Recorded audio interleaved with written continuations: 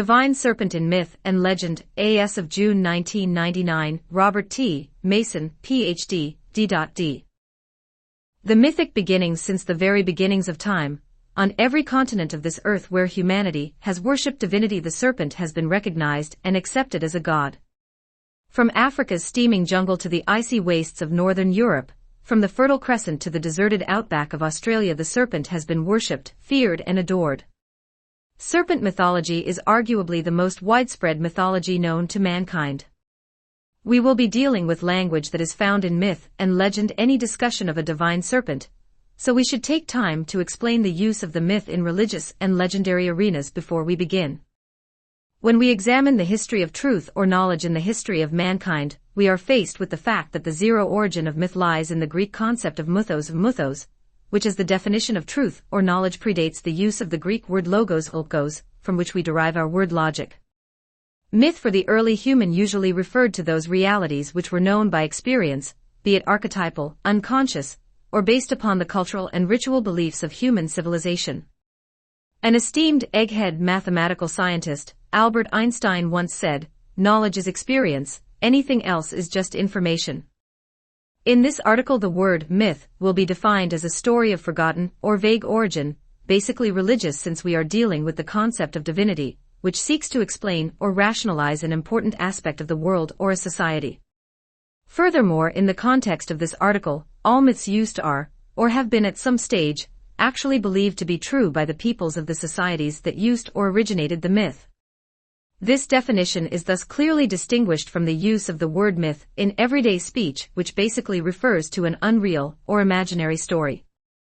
Myth, as used herein, is also distinctly different from an allegory or parable, which is a story deliberately made up to illustrate some moral point, but which has never been assumed to be true.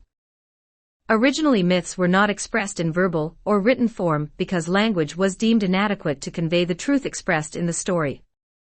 The myths were enacted, chanted, painted, costumed, danced, sung and imagined, sometimes in hypnotic or hallucinatory states.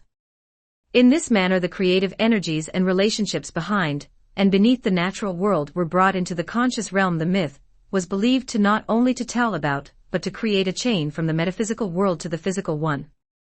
Later in historical time, myth becomes connected to and often identified with another Greek concept, that of legend, which stems from the Greek legion, or logos, which meant word or language. Myth then became a written form. And mythos/logos is the activity of human consciousness which translates or transfers the underlying forms and powers from the unconscious to the conscious, from the dream world to the world of activity. In our modern world, we have so discounted the power and reality of the myth, denigrating them to the level of fairy tales, that we have lost contact with our ground. We don't know who we are, and so we don't know how to act.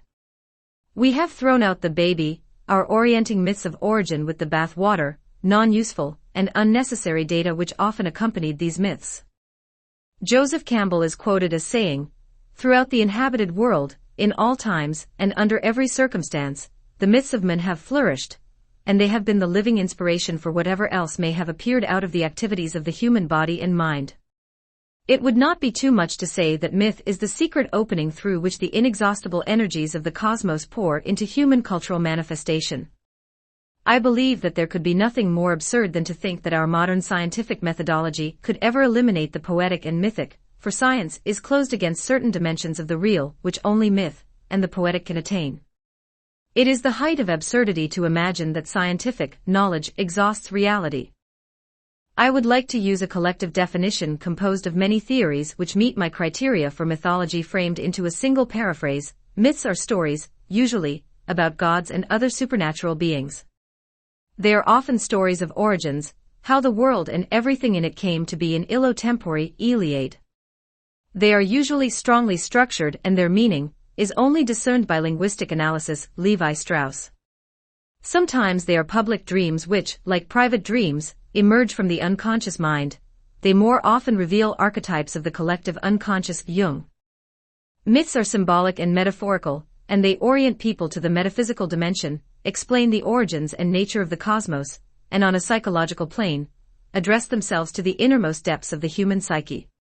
Some of them are explanatory, being prescientific attempts to interpret the natural world, such as the shedding of snake skin. As such, they are usually functional, and are the science of primitive peoples.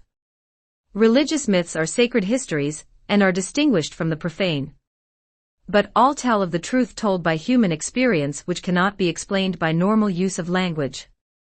It was that great scientist, Albert Einstein, who said science without religion is lame, religion without science is blind. Page 3. The myth in any primitive society, that is in the original living form of the myth, is not a fairy tale but a reality lived. Myths are human experience, and when myths are narrated it is not usually the speaker who speaks, but the wisdom of the forefathers speaking through him. The principal role of the shaman was the myth holder and narrator. In the theories of the eminent Swiss psychologist, Carl Jung, the fantasies of the collective unconscious stem from the actual experiences of ancient ancestors, and the development of prehistory as a serious field of study is of considerable importance to the creators of myth. Certain facts exist in human history, and these are most often found hidden in myths. I have even been led to muse on the fact that the usual depiction of the double helix representing DNA is remarkably similar to the ancient depiction of the serpents guarding the world tree, a figure still found in the Caduceus. In Jung's view, the snake, as a chthonic and at the same time spiritual being, symbolizes the unconscious. In particular, according to Jung, the symbolism of the snakes has sudden and unexpected manifestations, and painful or dangerous intervention in human affairs often has frightening effects. Crucial to the understanding of the serpent as a libido symbol is a consideration of the biological characteristics of the actual creature. Jung stresses the fact that the snake is a cold-blooded vertebrate, and with that fact alone the true psychic rapport that can be established with practically all warm-blooded animals comes to an end.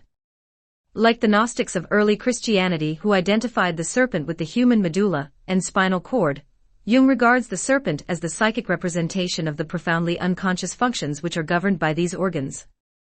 I think that perhaps this is why the serpent is so often seen as a divine creature, a sword of God which lies behind all human functioning. The mysterious dynamism of the snake, its extraordinary vitality, and its seeming immortality through the periodic rejuvenation of shedding the old and appearing new each year must have instilled a sense of awe and invoked a powerful response in our earliest ancestors, the Neolithic agriculturist. The snake was consequently mythologized, attributed often with powers that could control the entire cosmos. Everywhere we find the snake, or its representation, the spiral, on primitive pottery. Vases show forth gigantic snakes winding over the whole universe, or over the sun, moon and stars. Elsewhere the snake appears below a growing plant or coils above the belly of a pregnant woman. The snake was the symbol of energy, spontaneous, creative energy, and of immortality. Respect and worship of the serpent by humans has been obvious from the time that both humans and serpents cohabitat the earth. Page 4. One must consider, for example, not only the serpent's seeming immortality, but also its ability to periodically desquamate the integument covering its entire body without bleeding, illness or infection, and immediately replete a new body covering. In accomplishing this miraculous function, the serpent liberates itself from scars, dermatoses, and ticks. Such ability is beyond the scope of human efforts. This early connection between the serpent and healing becomes a permanent facet of serpent worship. The wonderful ability of the serpent to shed its skin, and so renew its youth, makes it the master of the secret of death and rebirth. The moon, waxing and waning, is the celestial body capable of this same ability. The moon, long associated with the life-creating rhythm of the female, and therefore of time itself, becomes the lord of the mystery of birth and death, and the serpent id the earthly counterpart. In early rites of initiation where the candidate was seen to die and be reborn, the moon was the goddess mother, and the serpent the divine father. If we summarize what we expect to find about the divine serpent at the onset rather than in the conclusion of this work, it would look like this. The serpent is emblematical. 1. Of wisdom. Biblical, be ye therefore wise as serpents, Matt 10:16, 2. Of subtlety, biblical, now the serpent was more subtle than an beast of the field, Genesis 3 verse 1. The serpent is symbolical. 1. Of deity, Plutarch et al. 2. Of eternity, forming a circle with tail in mouth. 3. Of renovation and resurrection, the old becomes young, skin shedding. 4. Of guardian spirits, Greek and Roman temple altars. The early years, even before the Sumerian legends, we can find vases with a gigantic snake winding over the whole universe, or over the sun, moon and stars. The snake can also be found below a growing plant, or above the belly of a pregnant woman.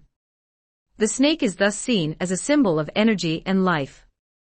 In some of the very earliest of figurine artifacts which have been found, we have the fecund goddess with large belly and pendulous breasts, all of which are indicating fertility connotations. Almost always accompanying these figurines, either on the figurine itself or on associated material, we find the spiral. The spiral is one of the most widespread of the symbols of the goddess.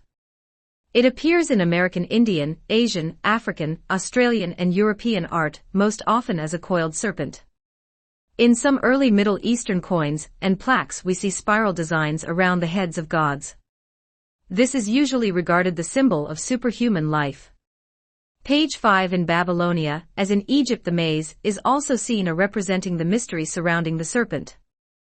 Also, early ritual dances are thought to have imitated the tracks of the serpent in motion, chthonic gods in serpentine form.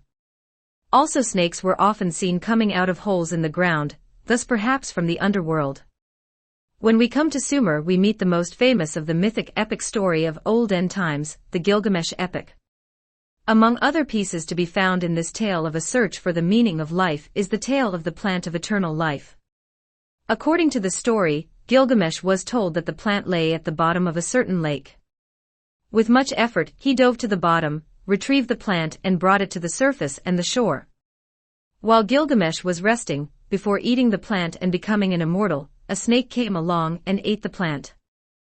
The end result was that the snake became immortal, and Gilgamesh went home to die. Early Sumerian and Akkadian artifacts show pictures of a tree or pole which is called the axis mundi, or the world axis. It is intended to be the center and support of the world. Guarding this tree or pole is a snake or pair of intertwined snakes. We can see here the beginnings of the association between the snake and the rod, which we will see later in the Bible and the caduceus. Also in Sumer, we have a cylindrical seal, which has on it the mythical date palm with its two fruits, life and enlightenment. This tree is copied again in the book Genesis in the Jewish scripture. This tree is guarded by a serpent. Again, this is duplicated in the Bible. In these early Sumerian/Akkadian myths we meet Etana, the chosen king, later a demigod, who must find the tree which stands at the center of the earth. This tree is the home of an eagle, who has devoured the young of the serpent who guards the tree. The serpent appeals to the father god, Shamash, for justice, and Shamash shows the tree how to help the serpent capture the eagle. There exists an early Akkadian seal, ca. 2350 BCE, showing the serpent in human form enthroned with the caduceus emblem behind him and guarding him. According to one theory, all primordial serpents of myth are derived from a Sumerian arch-serpent in subterranean waters, whose name was Zu. This old Sumerian serpent god, whose other name is Ningizida, is the ultimate archetype of the lord of the watery abyss from which mortal life arises and to which it returns. We might note that among the Celts the underworld serpent, Sicelos, represented the same dark power. Later, we meet the great serpent by the name of Tiamat, also named Papohes, later to be found as the biblical Leviathan. In the beginning there were only the mingled waters of Abzu, the abyss of sweet water, and Tiamat, the serpent of salt water oceans. Abzu and Tiamat were the parents of the first Babylonian gods, Lamu and Lahamu, who were the grandparents of the great gods Anu and Ea. Page 6. Tiamat was chaos and was focused on destroying the world. I find that a common theme in early cosmogonies is that to bring cosmos out of chaos, some organizing agent, usually light and speaking, are necessary. Marduk, to save Babylonian army and the country, must slay Tiamat and cut him in half. When he does this, he creates the sky from her. Tiamat is female, top half, and earth from her bottom half. This story is echoed in the Norse tale of Odin. It is in Persia that we first meet the great sky serpent Ajidahaka, the creator of all the planets in the sky. Early Mid-Eastern myths not only see the serpent as lord of the sky and earth, he is also a lord of waters. Dwelling in the earth, frequenting springs, marshes and other water streams, the serpent glides with a motion of waves. The phallic suggestion is immediate, as it was in the initiation rites. Likewise a dual association of fire and water attaches to the lightning of the serpent strike, the forked appearance of the tongue, and the lethal burning of the poison. The early, pre-Canaanite Phoenicians had a serpent god which was called the basilisk. This has been considered an early phallic god, common in ancient religions. An interesting note is that the word basilisk is where we got the later word a temple of the phallic god, and eventually a type of church, the basilica. St. Peter's Basilica in Rome carries a remembrance in the form of a phallic ball on top of the structure. The basilisk, though usually considered a serpent, does not always have clearly defined anatomical features. To look directly at a basilisk is to die, so it is impossible to picture them accurately. It is almost always an icon of fear. This ability to kill with a glance is shared by the Gorgons of Greek mythology, who may be the ancestors of the basilisk. The only way to kill a basilisk was the way Perseus slew Medusa, by use of a mirror-like object in which the reflection could be viewed. The Roman historian, Pliny the Elder, writes of the basilisk serpent has the same power to kill with its gaze. It is a native of Cyrenaica, not more than 12 inches long. It routs all snakes with its hiss, and moves its body forward in manifold coils like other snakes. In the Middle Ages, the basilisk became identified with the cockatrice, a serpent mentioned occasionally in Isaiah and other Hebrew scriptures. When we enter the modern period and Medusa becomes an innocuous decorative motif, the basilisk immigrates to the United States and becomes identified with different American snakes, most especially the rattlesnake. One of the first rattlesnakes seen by European explorers, a tropical variety known as the Mexican West Coast rattlesnake, was given the scientific name Crotalus basiliscus, or basilisk snake. Page 7. There exists a lovely Elamite painted bowl which shows the guardian serpent of the world tree coiled up the trunk. There are clear similarities to the divine Sumerian or Akkadian serpent. In other early legends, all primordial serpents are derived from the Sumerian arch serpent which dwelt in the subterranean waters or chaos. In Greek legend, Apollo took over the Delphic oracle by killing a serpent already there at the Earth's navel. It is not unusual for us to find that in later ages, especially among Semitic and Indo-European peoples, the dragon Greek draken equals serpent or cosmic serpent is seen as a symbol of chaos. It is this chaos or serpent which must be overcome to create order and maintain life in any meaningful way. We will see this in our discussion of biblical texts. In that land we now call Turkey, Iraq and Syria, we find peoples sometimes referred to Ahurians. These people set up a short-lived but powerful kingdom called the Kingdom of the Mitanni. It is known that Egyptian pharaohs of the 18th dynasty married Mitanni princesses. These people were Aryan peoples, and they brought many of the Indian gods and goddesses to the area. One main god was the serpent god Indra, who became very popular. The Hurrians were related to and supplanted by the Hittites, who adopted the Hurrian gods. We find, for example, Ilyankas, the serpent god, and Hadamu, the serpent who loved Ishtar and was her divine servant. These were powerful and popular Hittite gods. We cannot help but wonder what influence these people had on the Egyptian and Israelite peoples with whom they came in contact, and what influence the serpent gods of India, transferred and transformed here, would have later. Africa, Egypt. When we come to the snake as a divinity in Egypt, we need look no further than the great crowns worn by the divine pharaoh. No matter which crown, the blue crown, the informal crown, or the great double red and white crown we examine, we will find the snake god of Lower Egypt present. Even when the vulture god of Upper Egypt is missing, the asp, or Egyptian cobra, is there. The serpent in Egypt has a varied career. The uraeus, or cobra, and other mythical snakes are all considered quite differently. The spinal cord was symbolized by the snake, and the uraeus serpent coiled upon the foreheads of the pharaoh represented the divine fire, which had crawled serpent-like up the tree of life. Page 8. The uraeus, or asp, is a benevolent guardian god, a tutelary god of the delta region of Egypt. This is probably where this snake was most often found. Even today the swamp-like areas of the Nile Delta is home to the Egyptian cobra. This snake was also connected to the god Horus, and therefore with the living Horus, who is seen incarnate in the pharaoh. The uraeus rules by day, and therefore is also connected to the sun god Ra, who is also a god of pharaoh. It is not an accident of history that the legendary Cleopatra chose to be joined to the Egyptian cobra, the asp, by being bitten by the serpent. She is identifying the goddess Isis, whom she represented, to the sacred Uraeus who was her protector, and who would lead her into eternal life in the western land. When we come to night and darkness, the crocodile becomes supreme. Ra, the sun god of Heliopolis, is diminished. The solar ship has entered the realm of night and encountered darkness. The crocodile, in Egyptian legendary, is seen as an aspect of the serpent rather than a separate creature. There are places in the world where the great saurians are not seen as serpents, but as a completely separate genus of creature. The Americas would serve as an example of this, but in Egypt and other African nations which were influenced by Egypt, the crocodile is a serpent, no matter in what form it is depicted. In the original Egyptian creation story, we find a serpent and the primordial egg, which contained the bird of light. In chapter 175 of the Book of the Dead, we find the prophecy that when the world returns to its original chaos, the hidden aspect of the supreme god, Adam, will become the new serpent. There is a text I found in the Coffin Texts, I.161ff, which contains Adam's description of himself. I am Adam, the creator of the eldest gods. I am he who gave birth to Shu. I am that great he-she. I am he who did what seemed good to him. I took my space in the place of my will.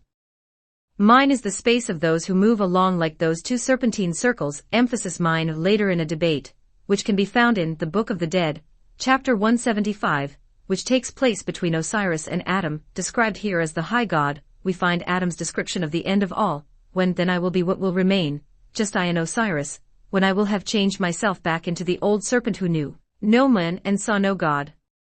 Also in the Book of the Dead, in the 11th section of the Tuat, we find the story of how the boat of Afu-Ra, the sun god, passes the territory of the town of Sais.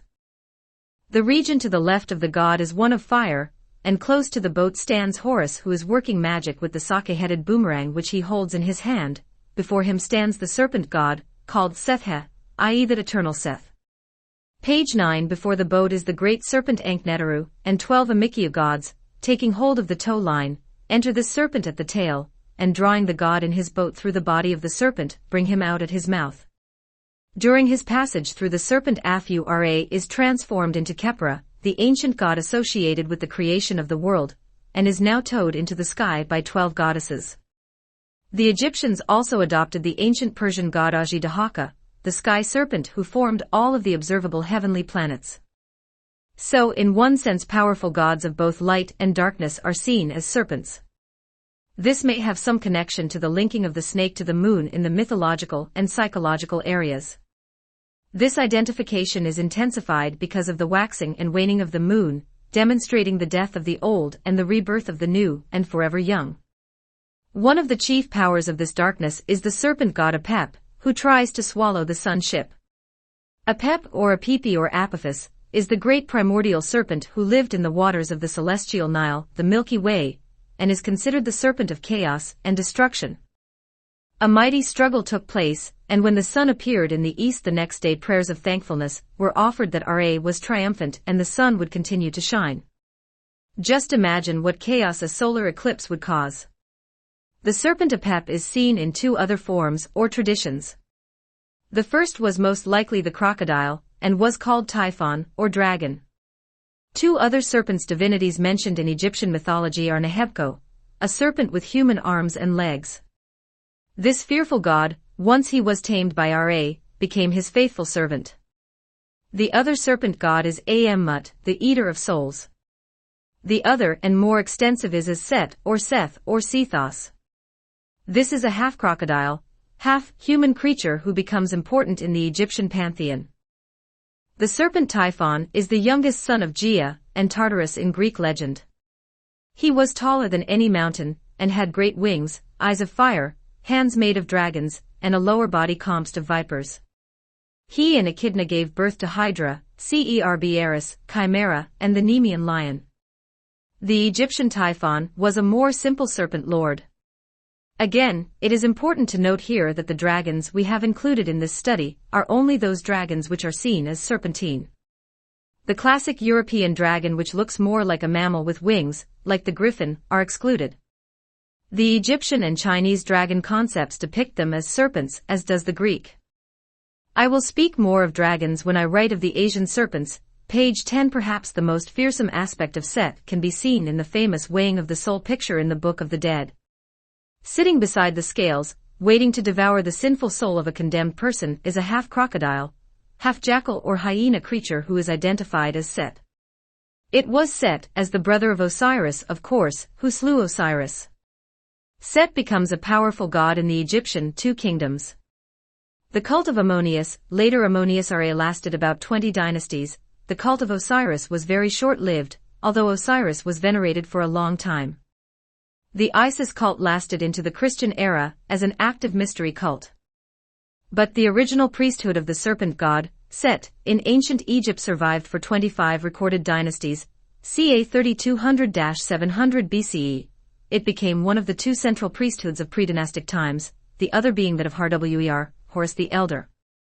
Unification under both philosophical systems, one in Upper and one in Lower Egypt, resulted in the name of the empire being called the Two Kingdoms, and its pharaohs wearing the famous double crown of Horus and Set. The vulture, early hawk and cobra/asp. Set was originally a stellar deity, perhaps the cyclical counterpart of the solar Horus. But later the cults of Osiris and Isis recast Set as an evil principle. Set did return, for a short time during the 19 and XX dynasties, as the patron of Pharaoh, but by the XXV dynasty a new wave of persecution by priests of Osiris led to the final destruction of the Set priesthood.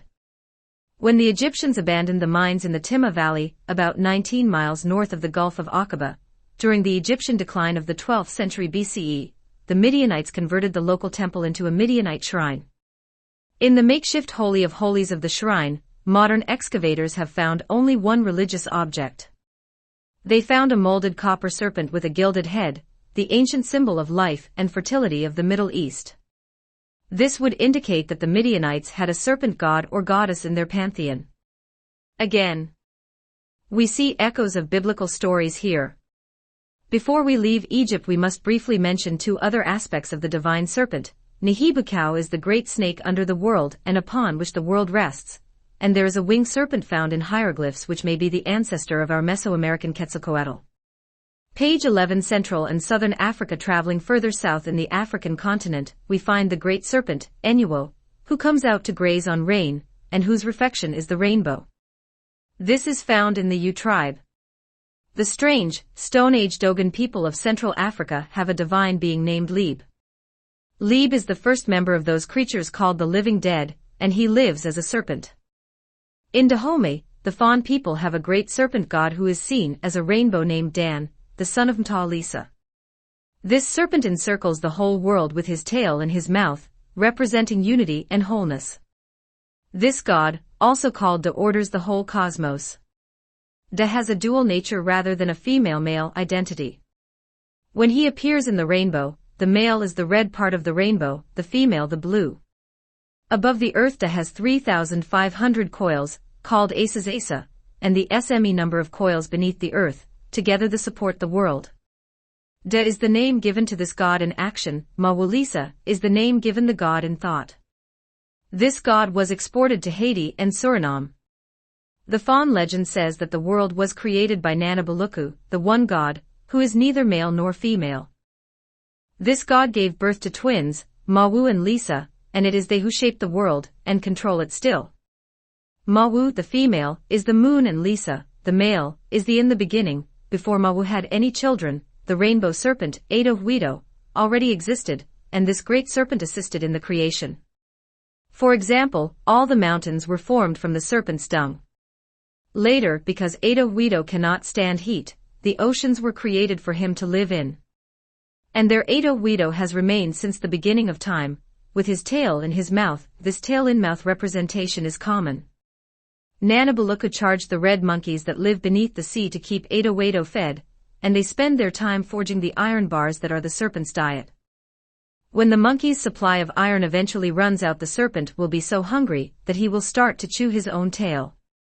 Then his writhings will be so terrible that the whole earth will tilt, and then slip into the sea, and that will be that. In what is now Zimbabwe, there is the legend of the creation of humanity. The first moon, Mwezi moon, was created by Mwari, the high god. He was given a wife, Masasi, who gave birth to all the plants of the world. Then he was given Morongo, who bore goats, cattle, sheep, humans. On the fourth night Morongo warned Mwezi not to sleep with her, but he did so anyway. She then gave birth to snakes, scorpions, lions, and all other creatures which harm men. After this the great serpent became ruler, and husband of Morongo, and fathered a great tribe. Page 12. In the land between the present Union of South Africa and Zimbabwe there lives a people called the Vavenda, who have a god who is a white crocodile. This crocodile is viewed as a serpent divinity of great strength and great wisdom who watches over the peoples.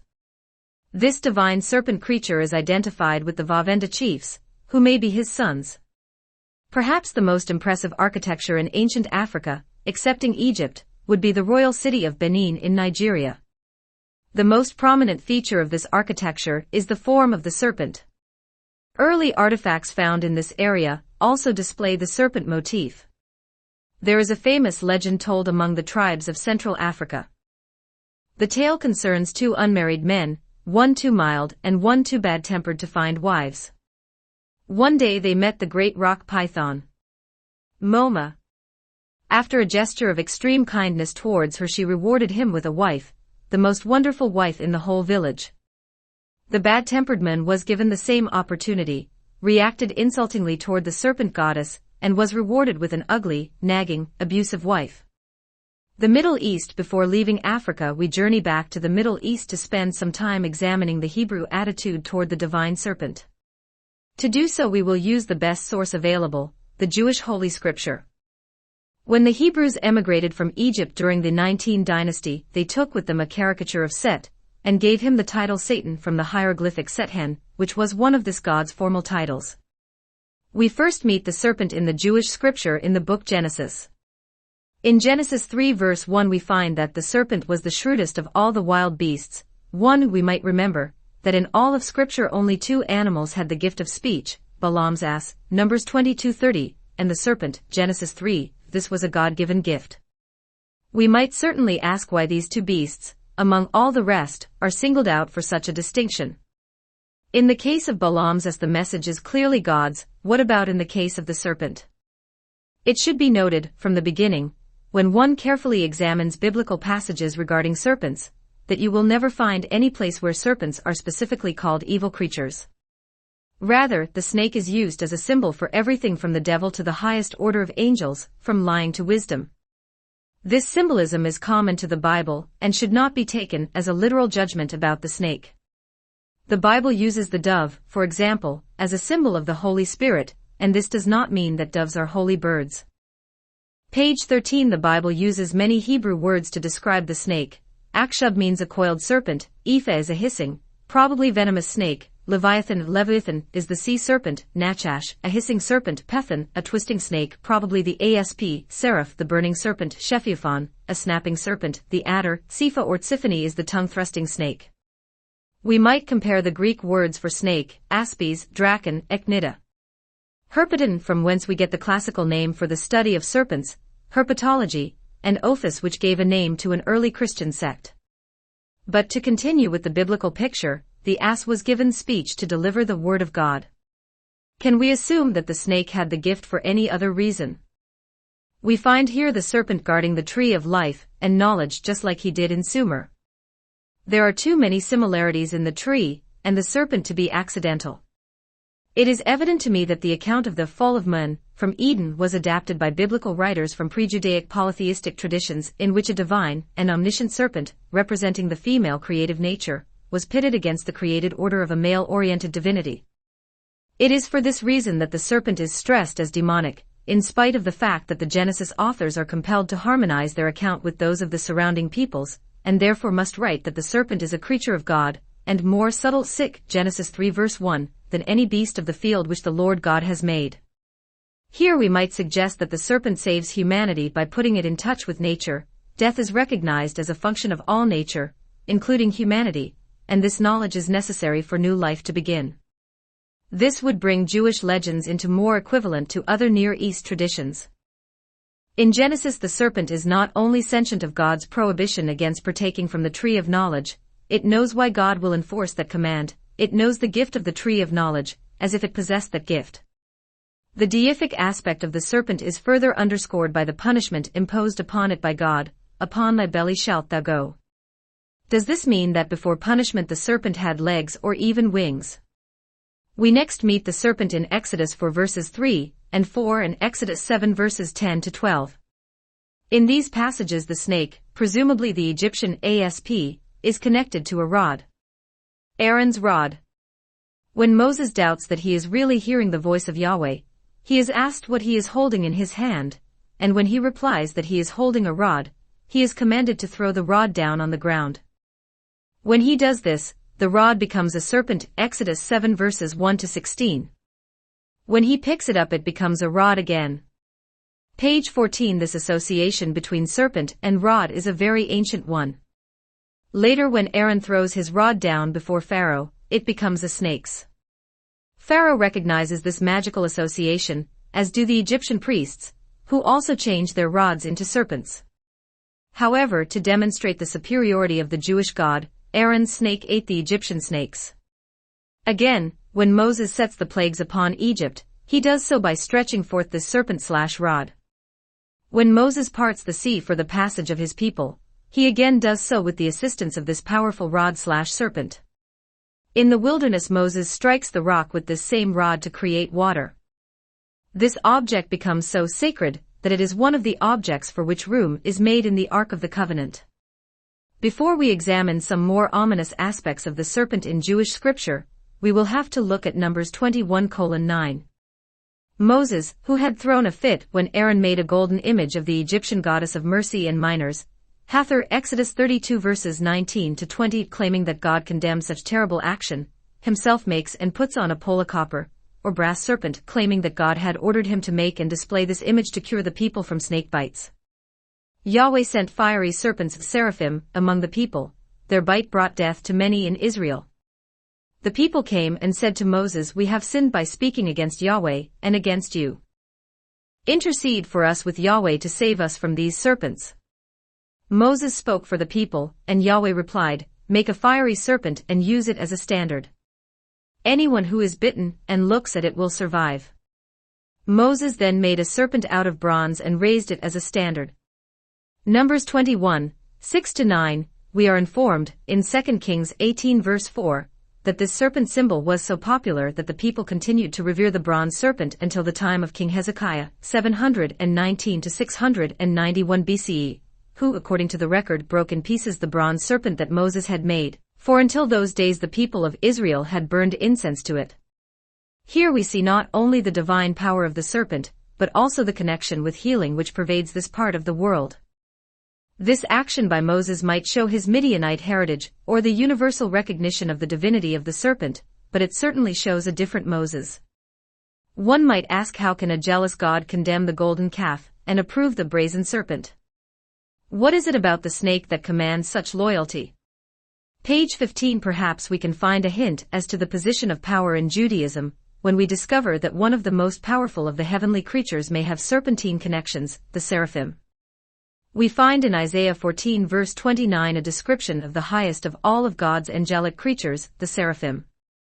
The word seraph, of which seraphim is the plural, can be translated fiery serpent.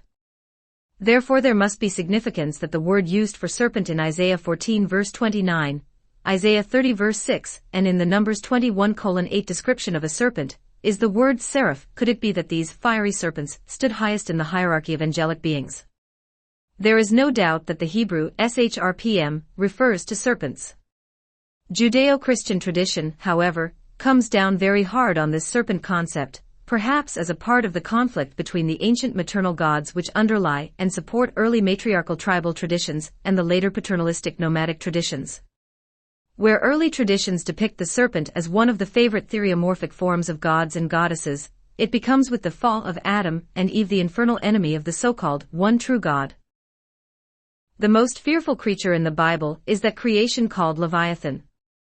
We have many mentions of Leviathan in the Jewish scripture. Basically, he appears like a chaos which underlies the order of creation, or like a dragon which threatens order and creation. Perhaps we should point out that Leviathan is a female, and her male counterpart is Behemoth. We find a lengthy poem about Leviathan in chapters 40 and 41 of the book of Job, and a wonderful hymn about Leviathan in Psalm 74. Where we hear the words, "It was you, God, who crushed the head of Leviathan, who left him as food for the seafaring men." One translation from the Tanakh, Jewish Publication Society, perhaps the best citation would be Isaiah 27. In this passage Leviathan is described as the elusive serpent and dragon of the sea. This latter description can be translated, and we find it so in the Tanakh, the monster which the Lord vanquished of old, the embodiment of chaos, or perhaps the forces of evil in the present world.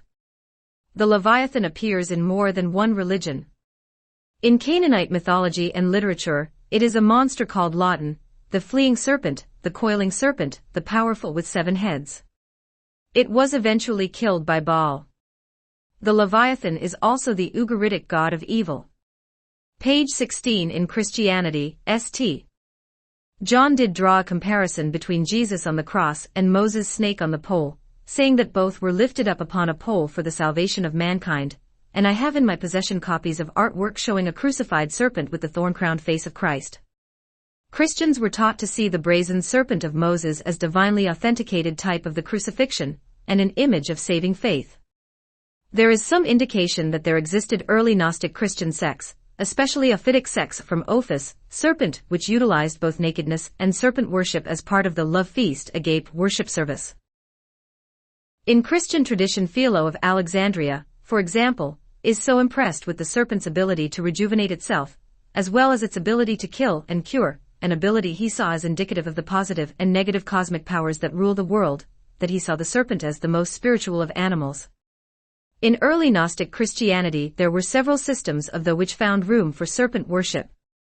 The basic idea of these systems was that the origin of evil coincided with the idea of creation itself. The God of the Old Testament, called the Demiurge of Demiurgos, created the world not from nothing ex nihilo, but by engulfing a quantity of light of the infinite true Father. This light, the Spirit, he lured, conjured or ravished downward into matter, where it is now trapped. This was the first descent of the serpent. The second descent of the serpent was a voluntary downcoming, to release the spiritual forces, and the Bible story of the serpent in the garden is an account of this appearance. The serpent in this account caused the male and female, Adam and Eve, to violate the commandment of the Demiurge, and so commence the work of redemption. Yahweh struck back by delivering to Moses an impossible set of moral laws, to which the serpent then replied by coming down as the Redeemer, and taking up residence in a mortal Jesus. German coinage of the 16th century, especially the German golden thaler, shows a theme, common among iconography, which shows Jesus on the cross, on the obverse, compared to a serpent on the reverse, both depicted on a cross or on a tree, both lifted up. Thus, the serpent's role as healer is expanded to include resurrection. In Book X of Paradise Lost, John Milton demonstrates a vivid example of Christianity's tendency to concentrate all other gods into a generic, serpentine form. Page 17. I am led also to wonder whether the hood of the snake, which is commonly seen as a protective shield over saviors in other religions, cf. the Buddha, might not be similar to the halos found over the heads of Christian holy people. Certainly the symbols appear to be so similar as to bring up a doubt as to coincidence as the answer. This image was often found in the Middle Ages, and is seeing a re-emergence in the 20th century. But basically the serpent's identification with evil is the one which caught the Christian imagination, and it was the dragon image which caught on. In Revelation 12 we find the story of the war in heaven. In this war, Michael and his angels fight the dragon. This dragon is identified as that serpent of old that led the whole world astray, whose name is Satan or the devil. This identification was also picked up in Islam. There is an Islamic myth about the Garden of Eden and the serpent. It seems that paradise, or Eden, was guarded by a peacock who was very wise and kept Satan out.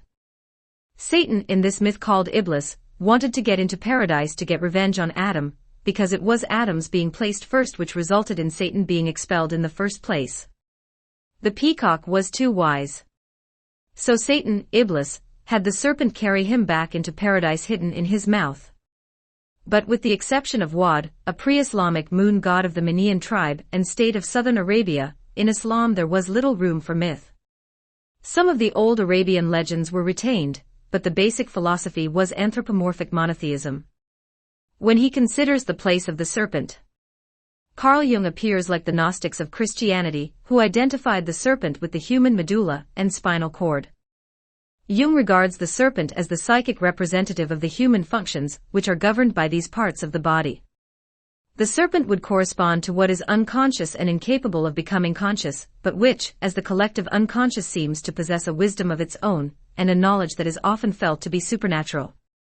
In that area of civilization which flourished between Asia Minor and Europe, we see the serpent goddess prominent in the Minoan culture of Crete. In a repository in the Second Palace of Knossos, at 1600 BCE, we find many statues of the goddess Ariadne, a large busted woman, wreathed in snakes, and a similar goddess in many other burial and temple sites on Crete. There is a connection between Ariadne and Dionysus, as that goes back to 5250 BCE, an ancient serpent connection indeed. Page 18. This goddess was supposedly the daughter of Minos, the founder of the Minoan civilization and brother to the Minotaur. She depicts the benevolence and sacred power of the life force. Ariadne is definitely a very important goddess of fertility. And in that she may be a local aspect of Ishtar, or Astarte, who has become identified with serpents. Europe, Greece. In Greece, Zeus, the father of the Greek pantheon of gods, is one of the few Greek gods who never appears attended by a snake. But the Olympian Zeus, known as Zeus Malikios, assumes the form of a serpent to attend the spring rites of the mother goddess Earth. Zeus, as a serpent, coiled with Rhea, who had also taken the form of a snake. The snake from then on becomes the symbol of earth and water. Ophion, one of the Greek titans, means literally serpent. It is claimed that Zeus took the form of a serpent to escape from the murderous aggression of his father, Cronos. It is said that Zeus became unquestioned father of the gods by his conquest of Typhon, the serpent of the cosmic sea, just as Yahweh conquered Leviathan in biblical lore. The resemblance of both of these victories to that of Indra, king of the Vedic pantheon, is, to me, beyond question. In Greece, Cecrops, Kekrops, the founder of Athens and of all Greek civilization, supposedly sprang half man, half serpent from the Greek soil. In Athens, the temple of the city guardian, Athena, contains serpents as divine presences. Athena, herself, bears a serpent on her shield, and is often identified with that creature of the gods. In Greece, as we have briefly mentioned earlier, a great snake, named Python, which lived at the center of the world, and held it together, guarded and controlled the shrine of the oracle Gaia at Delphi in the period of time before Apollo became the patron of that oracle. Python was the child of Gaia, and had been born of the slime and mud that was left on the earth by the great flood of Deucalion. No one dared approach this divine beast, and the people asked Apollo for help. He came down from Mount Olympus and killed Python, using his silver bow and golden arrows. After this, he was known as the Pythian Apollo. The term Delphos means womb, and Delphos was considered the womb of the world. Also, the oracle was situated in a cave, and the Greek word for cave is also the word for vagina. This great snake, then, somehow is connected with the very birth and source of life of the world. The Sibyl or Pythia told prophecies after inhaling volcanic fumes from the center of the world guarded by the divine Python. Page 19. There was a serpent shrine at Epirus, dedicated to Apollo, but in effect a pre-Hellenic Aegean shrine. The snakes at this shrine were said to be the descendants of the great Python of Delphi. Also in Greece, we find the Medusa Gorgon, the goddess of righteous wrath. In some traditions she was a serpent of the Libyan Amazons and represented female wisdom. In other traditions she was an Anatolian sun goddess. This Medusa is very similar to the destroyer aspect of the dark Egyptian goddess Neith. She was also one member of the triple personae of the North African goddess Anath. She was imported by the Greeks as patroness of Athens, and her fierce visage was embossed on Athena's shield. We find the best statues of Medusa at Corfu. In Greece we also discover the cult of Dionysus, the god of wine and the vine. Dionysus was born to Persephone, daughter of Ceres and Zeus, and was born in the form of a serpent. This serpent god is, therefore, half-brother to Apollo. After being slain and swallowed by two titans sent by Hera, Dionysus is reborn in human form. The Greek demons, daimoni, were the invisible divine beings which were assigned by Zeus to every god and every important human being as sort of a guardian angel creature to give good advice and lead them properly. The demons, from which of course we get our word demon, could appear as a handsome young youth or as a wise serpent. It is Greek mythology which gives us the most memorable heavenly divine serpent. By heavenly, I mean literally, since I am speaking of the constellation Draco or the dragon. One only has to look at this constellation to realize that this dragon is a serpent in every aspect. Draco is the pet of Zeus. Cadmus was trying to find his sister, Europa, who had been kidnapped by Zeus.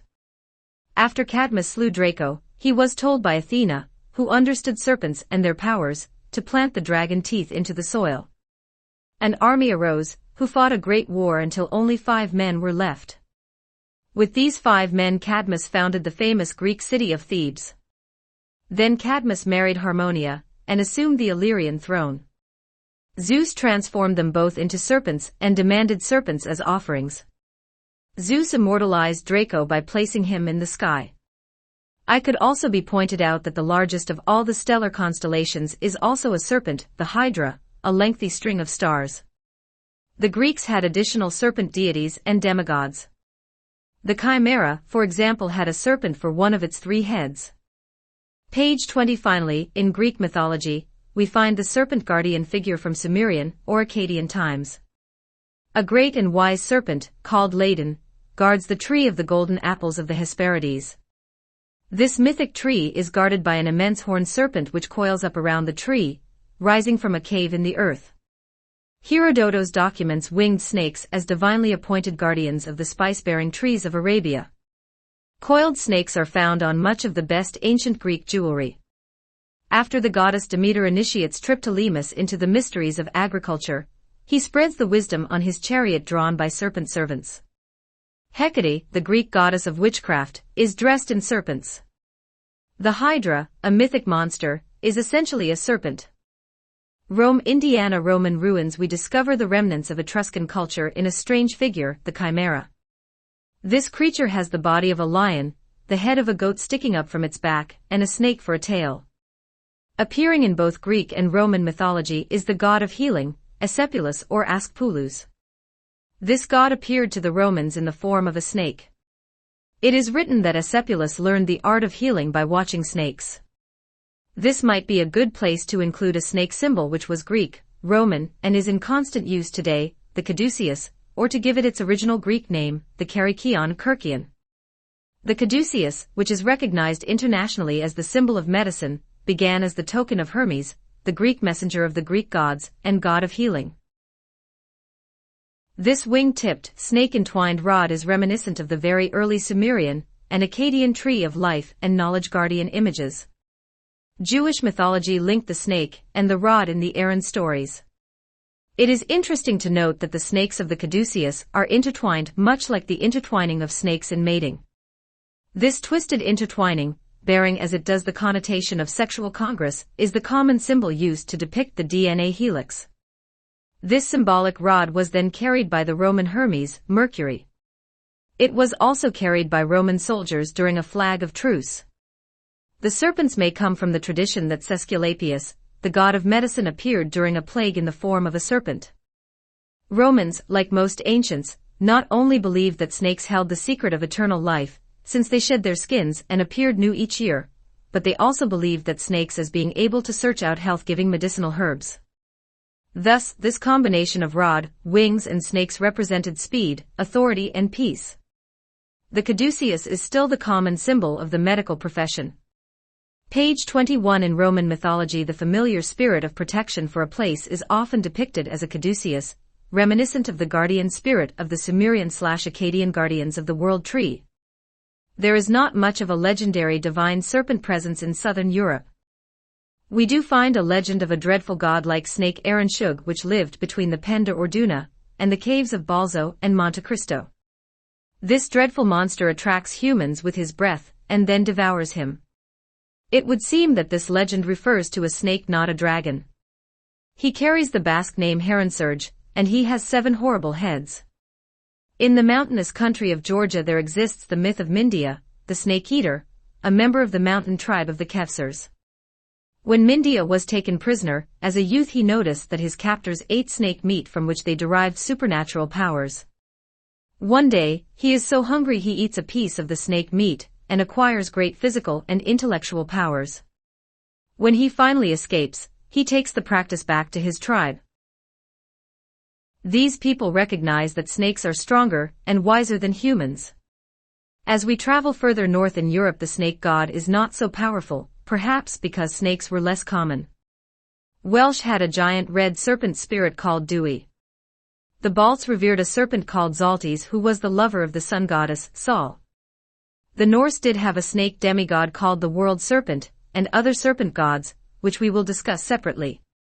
In Celtic legends there is probably none better known than the tale of St. Patrick ridding Ireland of its snakes. This tale is often told, and too often taken as literal truth. In fact of matter, Ireland never had any significant serpent population, and one tiny snake still makes it home among the shamrocks. The tale of Patrick and the serpents must be taken as allegorical, and refers to the conflict between good and evil, between Christian sanctity, represented by St. Patrick, and pagan non-Christian gods, who would in early Christian eyes represent evil. The serpent is also seen as a frequent symbol of the attributes of the Celtic version of the war god.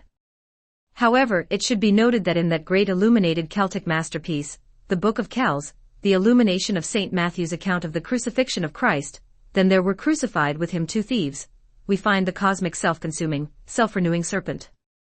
Page 22. Long before even the Celts arrived on Irish shores, probably around 3,000 years ago, Ireland was pantheistic. God was to be found in everything and nature was the church. The Irish paganism was probably female in character. Goddess worship and consecrated priestesses would have been the norm of worship. When it was decided to unify Ireland under the Christian rule, this strong bastion of paganism had to be defeated. The first thing was to draw the lines. Paganism must be evil if Christianity was to be the good. Therefore, we must identify paganism with the evil forces of the universe. What better than Satan, that wily old serpent?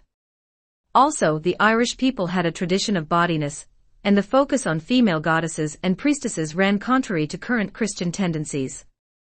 There are few good sources for the serpents that Patrick drove out of Ireland. The bloody cult of Crumcruach in County Cavan demanded human sacrifice to a serpent deity, and the dismantling of that cult may now be remembered as snakes being driven out of Ireland. Sex, often associated with snakes, was part of the picture. Patrick, the epitome celibate monastic priest-bishop, is given the task of driving out the snake of acknowledged feminine spiritual power and introduce the concept of original sin and the power of the church. One serpent was allowed to remain. A giant water serpent, now called the Loch Derg monster, was tricked by Patrick to stay at the bottom of Loch Derg until La Luain, which the snake understood as Monday, but in Irish language can mean the apocalyptic last day. So the snake is confined forever and a day, and the lake is a pilgrimage site. Pre-Christian, pagan gods were very popular in early Ireland, and continued to be popular in any place where Celtic influence was felt. They were often called the Old Ones. Usually they were nature gods. The early nature gods could not be directly attacked without creating a terrible backlash, so the Christians chose that ancient foe, Satan in the form of the snake, as the enemy. So we have set the stage for the drama of the conflict between good and evil, between saint and Satan, between Patrick and snakes. Celtic mythology informs us of the expected result. Patrick's mission in Ireland, then, was to put a male name on Celtic worship. One version of the legend would see Celtic paganism as female-centered. Goddess worship, consecrated by priestesses, had been the order in pre-Christian Ireland.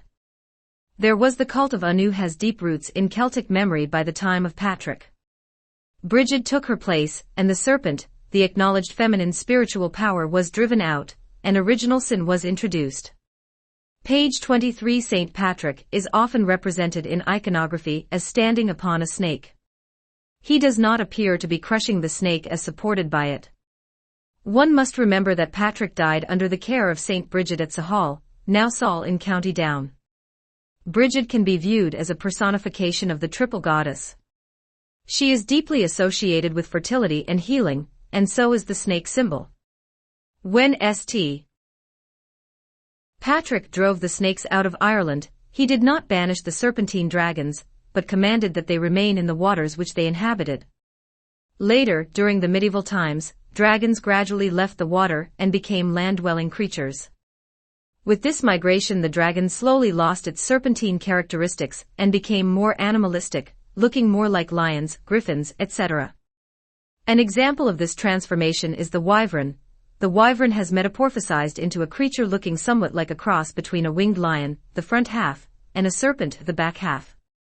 It acts like a creature with both animalistic and serpentine characteristics. Norse. When we journey further north in Europe and examine Norse mythology, we find that Odin was the first of the three gods, or the son of the first god, exposed from the ice licked by the cosmic cow. His universe was upheld by the world ash, Yggdrasil, whose shaft was the pivot of the revolving heavens.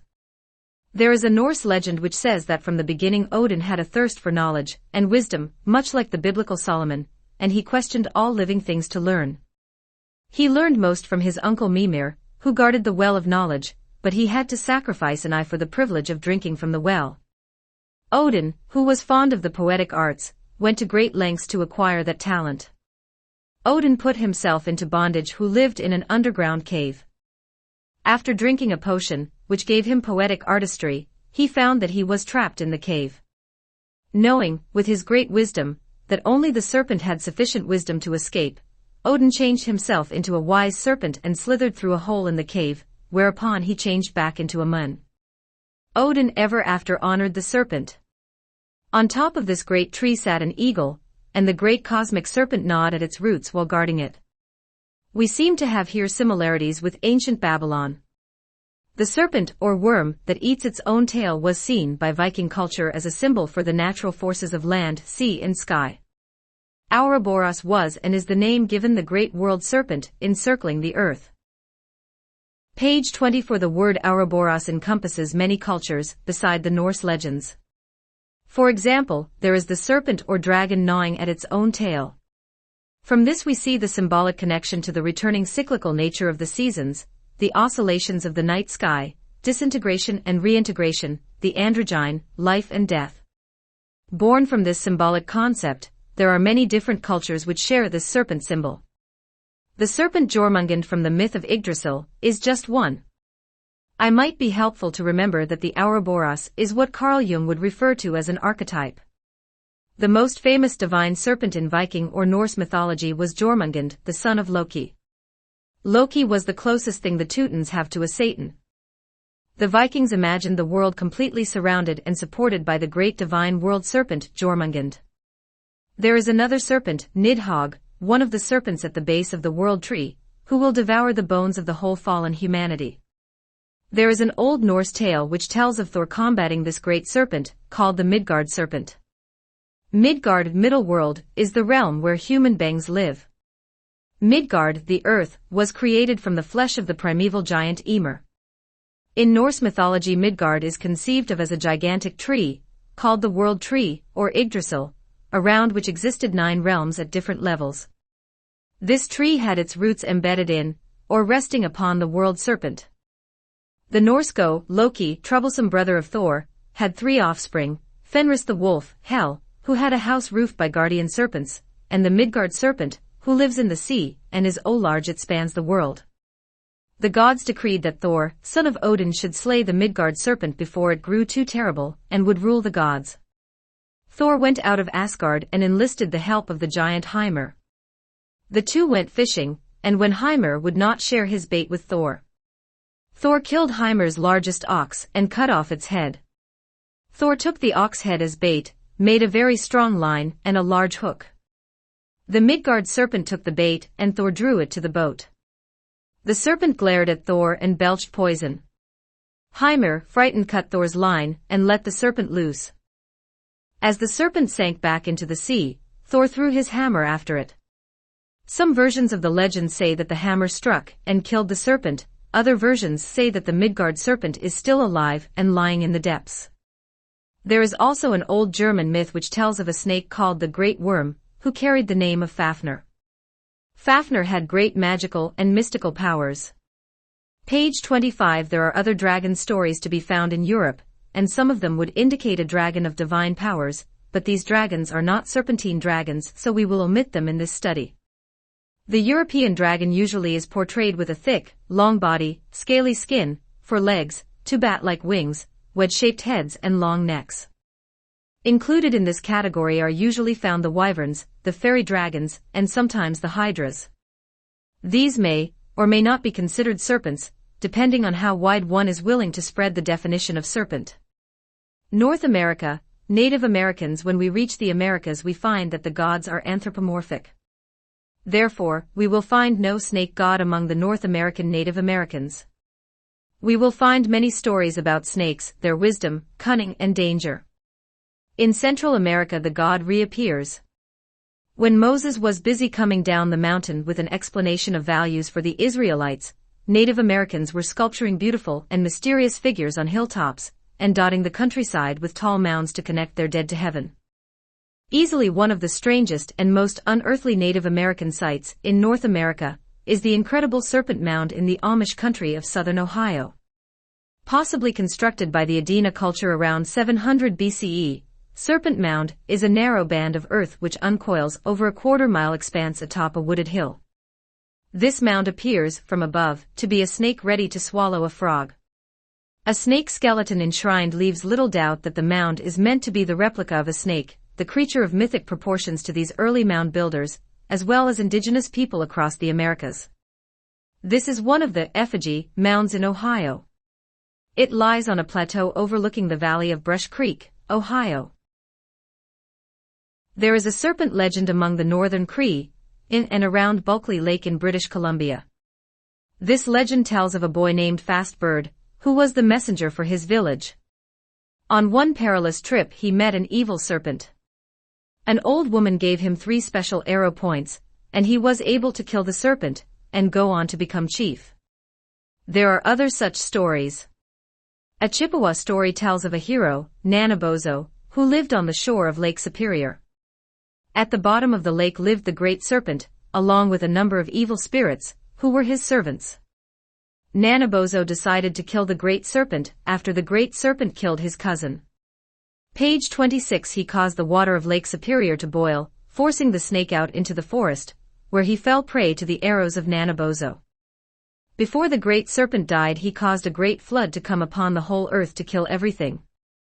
Nanabozo built a raft and saved mankind and the animals, just like Noah had done with the ark. The Brule Lakota Teton Sioux tribe Sioux never kill rattlesnakes, because there is an old legend about how 3 brothers who disobeyed the Great Spirit by taking a buffalo hide instead of giving it back to the spirit world.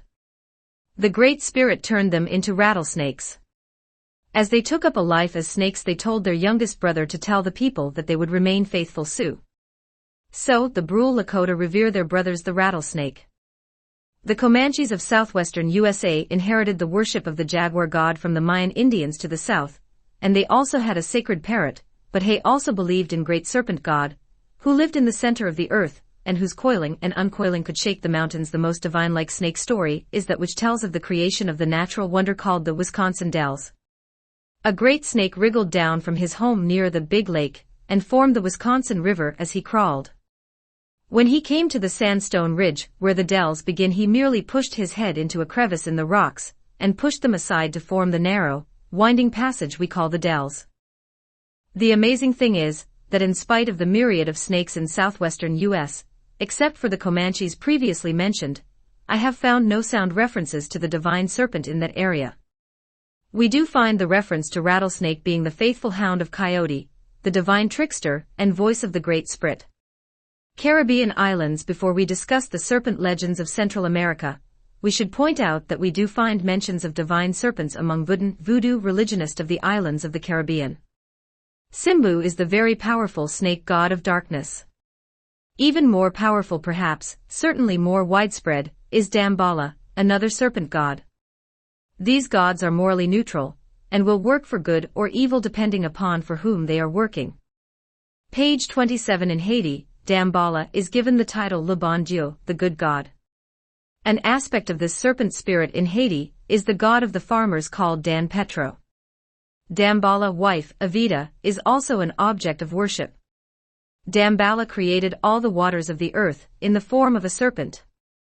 The movement of his 7,000 coils formed hills and valleys and brought forth stars and planets in the heavens. He forged metals from heat and sent forth lightning bolts to form the sacred rocks and stones. When he shed his skin in the sun, releasing all the waters over the land, the sun shone in the water and created the rainbow. Damballa loved the rainbow and made her his wife, Idido. In the islands we also find a creature called El Cuchulu, from Kuchu equals pig, and Vilu equals snake, who appears from the sea.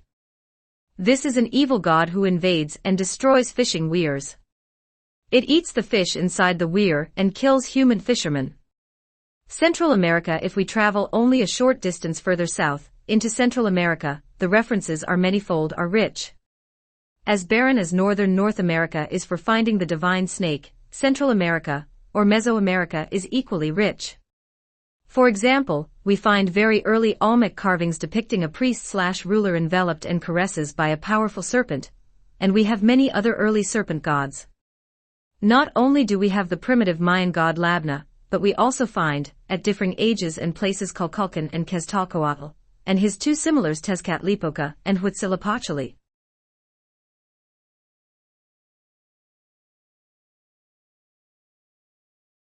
The trickster, because he loves to play pranks which would normally be considered quite ungodlike. Among the Chicha Maya we find the serpent god who brought civilization and agriculture to the Maya, who is called Gucumatz. The god Kukulkan was one of the major gods of the Maya, and was inherited by the Toltec as equally significant. Not only was he a god of the four elements, he was also the creator god, and the god of resurrection and reincarnation. He may have originated from Toltec myth, where he was a divine hero who taught the Toltec laws, fishing, healing, the calendar and agriculture. His name means the feathered serpent, and the Aztecs merged him with Quetzalcoatl. Page 28. Whether it was imposed on them or adopted by choice, the Maya of Chichen Itza incorporated much of the Toltec culture. Although no absolute connection has been established, the emergence of Kukulkan, the Mayan version of the feathered serpent, coincided with the dusk of the Toltec civilization. The legend of the priest King Quetzalcoatl of Tula, and his self-imposed banishment to the east, has been frequently linked to the emergence of the Mayan god Kukulkan, and the assimilation of Toltec culture at Chichen Itza. Feathered rattlesnake images are found everywhere at Chichen Itza. The main pyramid in the Mayan/Toltec ruins of Chichen Itza is El Castle, the Pyramid of Kukulkan. This pyramid is often mistakenly called the Pyramid of the Sun because of its astronomical orientation, but it is clearly dedicated to Kukulkan, the feathered serpent. It was originally built by Mayans about 600 CE, and improved by Toltecs around 1000 CE. The astronomical detail is interesting, showing the connection of the Great Serpent and the cosmos. There are 365 steps, the number of days in the solar year, 52 panels, one for each year in the Mayan cyclical century, 18 terraces, one for each month in the Mayan religious year. All four sides of the feather serpent pyramid was originally covered by an elaborate facade of stone carvings. These carvings expressed the main visual messages of the Ciudadela, sacred city.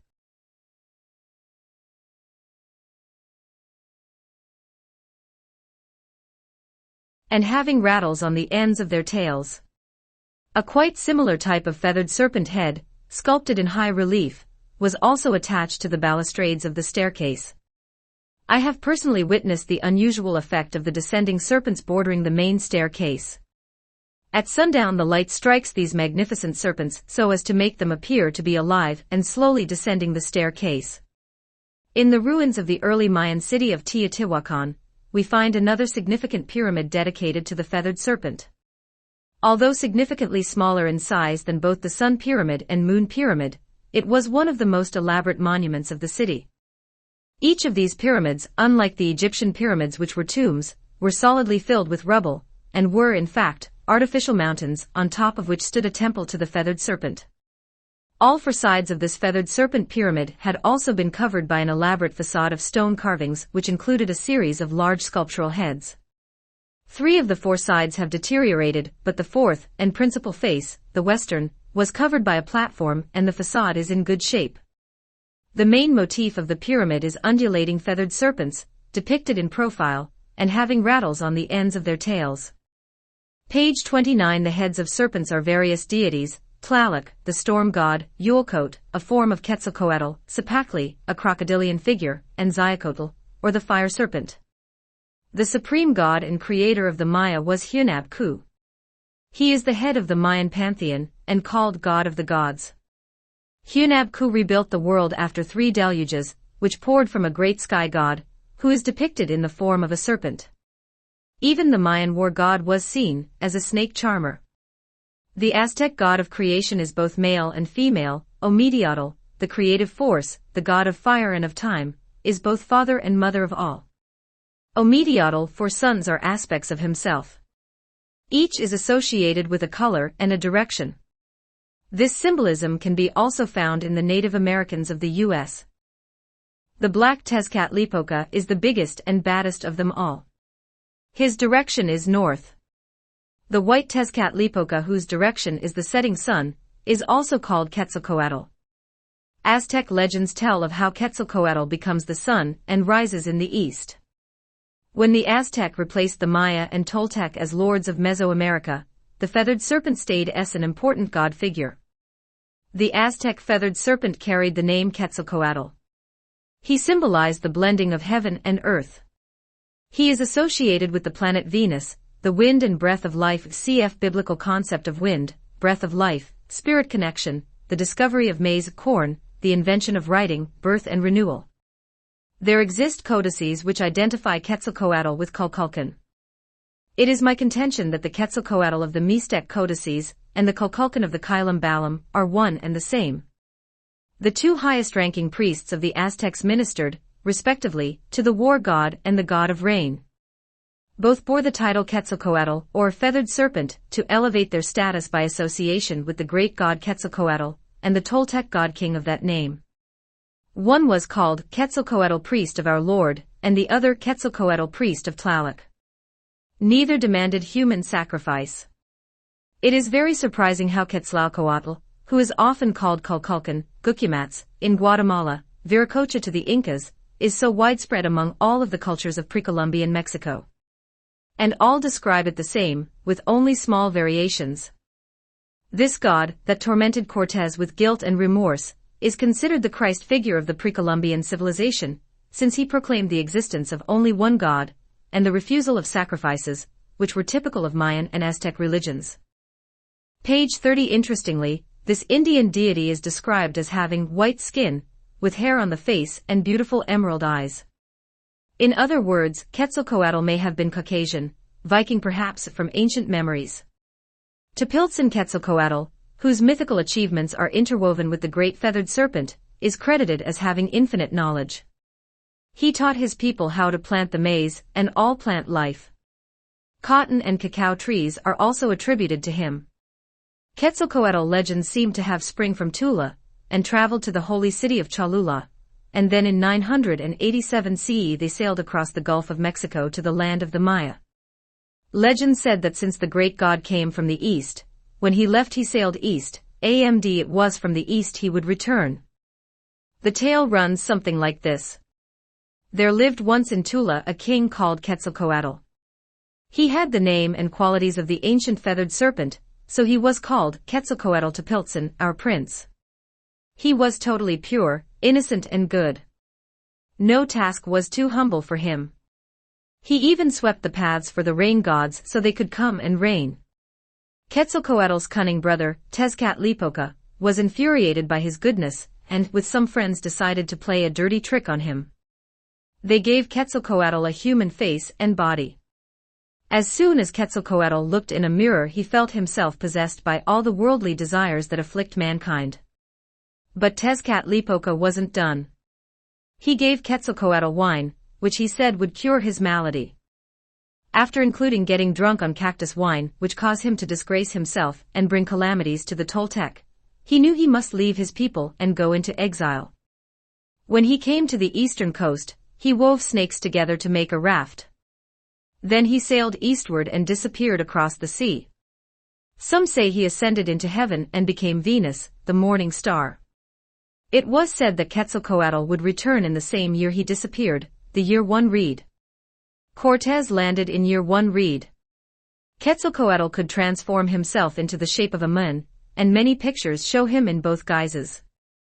His arch-enemy was Tezcatlipoca, the god of darkness, which would lead us to connect Quetzalcoatl to the sun, as had Kukulkan before him. After one especially difficult battle, Quetzalcoatl fled to the eastern shore with the enemies right behind him. He sailed away, making a boat from the bodies of intertwined serpents, promising to return in triumph. When strange ships were seen coming from the east, with pale, shining men, it seemed that the prophecy had come true. It was not Quetzalcoatl, it was Cortez. End of Aztec civilization. The Aztec also saw serpents as controlling the weather, especially the clouds and storms. The cloud serpent for the Aztec was Mixcoatl. This god created weather by conspiring with and having sex with the earth serpent goddess Coatlicue. Page 31. Coatlicue is the mother of the Aztec creation story. She was first impregnated by an obsidian knife and gave birth to Coyolxauhqui, the goddess of the moon, again showing the association between the serpent and the moon. She later gave birth to the fiery god of war, who was aided in his efforts by a fire serpent as seraph. The Aztecs believed that Coatlicue was the earth itself. She provided for all their needs, and at death takes them back into her body. In Mexico, under the Aztec rule of Moctezuma, the second most important person in the ruling hierarchy was Cihuacotl, also called Tlacaelel, the snake woman who was seen as the incarnation of the earth and mother goddess who assisted Quetzalcoatl in creation. She was born on the same day as the emperor, Moctezuma, or Moctezuma the Great. They had the same father but different mothers. This male character turned down the opportunity to become emperor, and went on to serve 3 rulers as prime minister or Cihuacotl, literally woman snake. South America, in Colombia there is a creator deity of the Chibcha culture named Chimanagagua, who lives as a serpent in a lake of serpents. In Brazil there is the goddess serpent Aera, who is also known as Mãe de Água, mother of the waters. According to myth, Aera was not a siren, but a water snake, also called Mboiku equals Mboi equals serpent, and Acu equals big in the Tupi language. Even further south the Inca had Calcayatlicu, the serpent mother goddess. She is a goddess of fertility. She is most often depicted with beautiful and magnificent robes, made of shell mosaics and serpent skin edged with small white feathers. The Peruvian Incas had a god called the Weeping God. This god holds 2 snakes as part of his cosmic image. In Paraguay, the Guarani peoples have a divine serpent called Mboituai, the snake parrot. This is an enormous, divine serpent with the bill, or complete head of a parrot. This god is the protector of aquatic animals, amphibians, dew and the flowers, and is seen as a friendly god. As a general observation, we might state that most of the serpent divinities found in Central America appear to be benevolent and beneficent. The few exceptions are either tricksters or ambivalent. Page 32. Oceania. On the way from the Americas to Asia, we can stop off in Oceania. Throughout the circum-Pacific culture zone, the Great Serpent, the cosmic divine serpent, as spouse of the goddess, and as a variously manipulated motif in art is a prominent feature.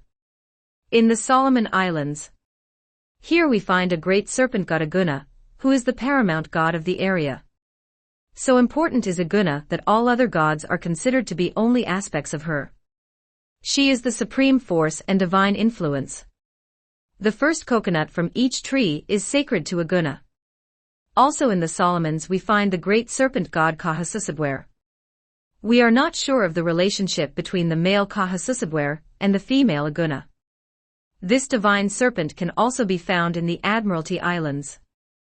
On the island of Fiji we hear about a god named Dji, sometimes called Ndengel, a serpent god who lives in the Kavadra Hills, and who appears to be the supreme god of the island group. The story is told of how in the beginning, the snake god lived alone, without friends or companions, and the only living creature he knew was Turukawa the hawk. Although the hawk could not speak, she was the constant companion of the god. When the hawk, who was feminine, eventually laid eggs which when hatched produced 2 tiny human beings. Dgi nurtured these creatures and taught them how to cultivate bananas and root crops. From there on, the story sounds like the story of Adam and Eve. When a person dies, his soul faces a long journey from the sunny land of the living to the cold, misty land of the dead. Upon the soul's arrival, Dgi will interrogate it. Idle men, recognized by their long nails, will be punished. Industrious souls will be rewarded. When the soul is judged, it is thrown into a deep lake. It will sink for a long time until it reaches Murimuria, a sort of purgatory. There some will be rewarded and others will receive punishment. Only a few are chosen by the god to go to Burotu, the land of eternal life and joy. Also on Fiji we find Ratamaimbula, the snake god who is ruler of the dead. Elsewhere in Polynesia, we find a legend about a monster snake, or perhaps here an eel, among the Tuamotua peoples. The symbol of the serpent can often be depicted as an eel, a creature more familiar to island people than the water snake and certainly more common than any land snake. Page 33. The same sort of god found in the Gilbert Islands is called Raiatea. Hina, who can still be seen in the moon, was the wife of the monster snake Tetuna, the phallus. She ran away from him and became the wife of Maui, who then killed Tetuna, and on the advice of her mother, planted his head, from which grew the first coconut tree. The Daribi people, who live in the highlands of New Guinea, have legends which present snakes as superior to humans. The snake shed its skin and so they rejuvenate themselves, whereas human skin ages and shows the mark of mortality. These same people and these legends are also found in New Britain. The Philippine Islands are rife with serpent beings. The distinguishing traits are basically that of a snake or crocodile with scales, and the head of a fierce animal or bird. We find the bird-like serpents, Ba'a and Minakwa, the fish-like, Bacanoa, the saurian equals the buwea, and the pure snake-like equals Mamiliu, Markupo, Makupo and Sawa. This does not count the many dragons. In the islands of Melanesia we find Koevasi, a snake goddess, and Walatahanga, a fire snake god. The people of New Guinea have a snake god among their pantheon, called Wunka, and we also find a Kiribati sea snake god named Ruki. In the New Hebrides Islands we have a group of serpent spirits called the May. These are serpents who can appear in other disguises, and are seen as guiding spirits of all who encounter them. If a young man returns home after a day of fishing, at sunset he might see a young girl sitting on a rock, her head covered with flowers. She will beckon him to climb the steep cliff, and when he approaches her he will notice that she has the face of a girl from his own village. Afraid that she is a May, he will look closer and see that her elbows and knees are on backwards. This betrays her true nature, and the young man will run away. Should he, however, hit her with the leaf of the Dracaena, she will assume her true form and slip away as a snake. East of Indonesia, Melanesia, and Australia, throughout the island-studded triangle of Polynesia, which has Hawaii at its apex, New Zealand at one angle and Easter Island at the other, the mythological image of the murdered divine being whose body became a food plant has been adjusted to the natural elements of an oceanic environment. Snakes, by and large, are unknown in the islands. The role of divine serpent has to be played, therefore, by the closest possible counterpart of the serpent, a monster eel. The force of the serpent role has been greatly increased rather than diminished by this substitution. Page 30. For plant origin legends abound using either the monster eel or another serpent figure. The breadfruit tree first appeared, for example, according to Hawaiian myth, when a man named Ulu, who lived near Hilo, died of famine. He and his wife had a sickly baby by whose life was in danger from the famine. The baby was taken to a temple at Pu'eo, whose resident god was a Emo'o, which is a Hawaiian word meaning reptile. The only reptile in Hawaii is a harmless, even affectionately regarded little lizard that runs up and down the walls of houses catching insects. The manner in which the mythological system of the islands has magnified this innocuous little creature into the proportions of a dangerous, powerful divine serpent dragon is a good example of the mythological process and the power of the serpent in divine symbolism. Asia, China. In Asia we have one rich source and more leaner sources. China, for example, with its concentration on social ethics and personal behavior, Confucianism and Taoism, has little room for gods or goddesses. We do find reference to the Ao or for dragon kings, Ao Qian, Ao Kuang, Ao Jun and Ao Shun. These four main kinds of lung had alternate names, Tianlong, the celestial dragon, who protects the places of the gods, Shenlong, the spiritual dragon, who controls the wind and the rain, Tilong, the earth dragon, who controls the rivers, and Futzlong, the underworld dragon who guards precious metals and gems. The commander of all the river dragons is Xiantang, who is blood red, has a fiery mane, and is 900 feet long. These great serpent/dragon kings were the faithful servants and guards of Wai Huangshangti, the Father Heaven, the supreme emperor of Jade who ruled all.